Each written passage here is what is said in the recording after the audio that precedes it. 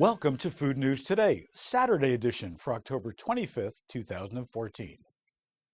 With Halloween just days away, the season for sweet treats is officially upon us, and this year consumers are expected to spend a lot of money on candy.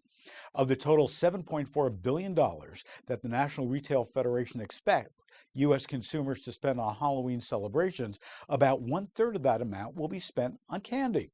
The National Confectioners Association expects Americans to spend $2.5 billion on candy this year alone. The most popular candy treat, chocolate, of course, the favorite of 72% of Americans. Candy corn is a distant second with just 12%. For you folks that are trying to make the holiday a little healthier without completely taking all the fun out of it, here are a few tips. First, to get ready for trick-or-treaters, why not try packaged treats such as pretzels, graham crackers, goldfish crackers, or even 100% natural juice boxes?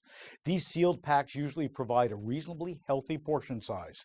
And if you're locked into candy, make sure you're offering up the ones which are a little less unhealthy, like Three Musketeers minis. For your kids at home, think about ways to adjust your usual holiday treats.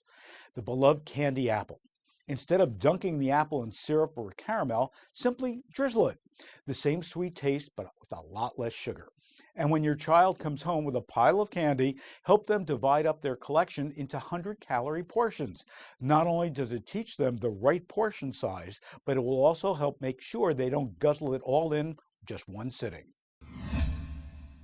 Is that morning cup of coffee you can't live without, all thanks to your genes?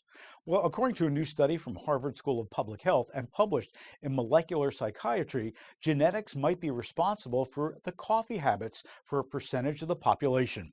In this new research, scientists looked at more than 120,000 coffee drinkers and found 6 markers that are linked to responsiveness to caffeine, some of which had been previously identified as being related to other types of potentially addictive behaviors, including smoking, but had never before been linked to coffee consumption.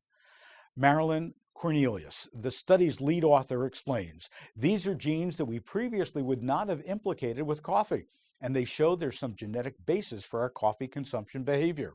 Out of 2.5 million variants in the genome, we found a handful that were strongly linked to coffee consumption.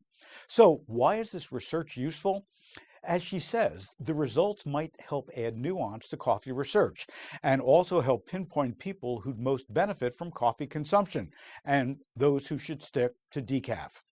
They said that we assume that any health effects from one cup of coffee will be the same for everyone, but this data suggests that's not true.